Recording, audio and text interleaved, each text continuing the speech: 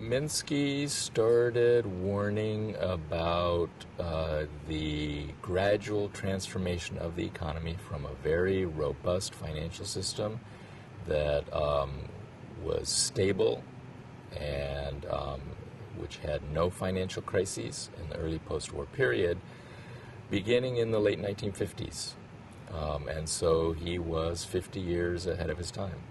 He warned that what would happen is that gradually over time, debts in the private sector would tend to build up, that increasingly risky financial innovations, they had already started to occur in the late 50s, and that those would increase over time, that stability itself is destabilizing. I mean, he's very famous for this statement that although things appear very stable now, he's warning in the late 50s, gradually over time that stability will build confidence to take increasingly risky positions in assets. So that all of the New Deal structure that had been put in place in the economy during the Great Depression, the tremendous buildup of government debt in World War II, which we can talk more about this because Minsky's view on government deficits is very different from the mainstream view, that all of this debt gave a very safe asset for the financial sector and for the private sector, and that this would be in a sense leveraged. Safe government debt would serve as the basis for leveraging and increasing private sector debt.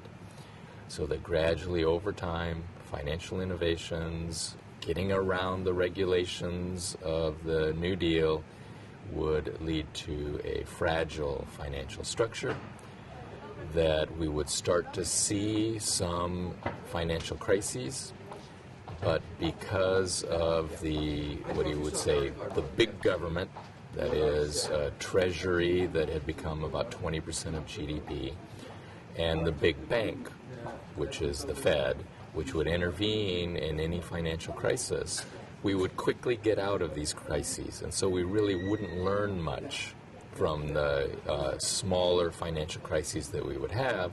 We would quickly recover and we would resume our path toward increasing fragility. And in my view, he was exactly correct. He did, of course, extend his analysis, deepen the analysis, adjust it over time. He continually worked on this from the 50s until 1996 when he died. So he would take account of the new innovations and include those in his theories. But I think that the economy did follow this path, and we saw increasingly frequent and increasingly severe financial crises over the post-war period. The very first financial crisis was in 1966, and just as Minsky had predicted, we got out of it very quickly. There was really no recession or anything like that. And then we had 1970, 1974, 1980, 1982, 1987 stock market crash, around 1990, probably all the big banks in the United States were insolvent, and then on to the current crisis. So a lot of people say that this is a Minsky crisis.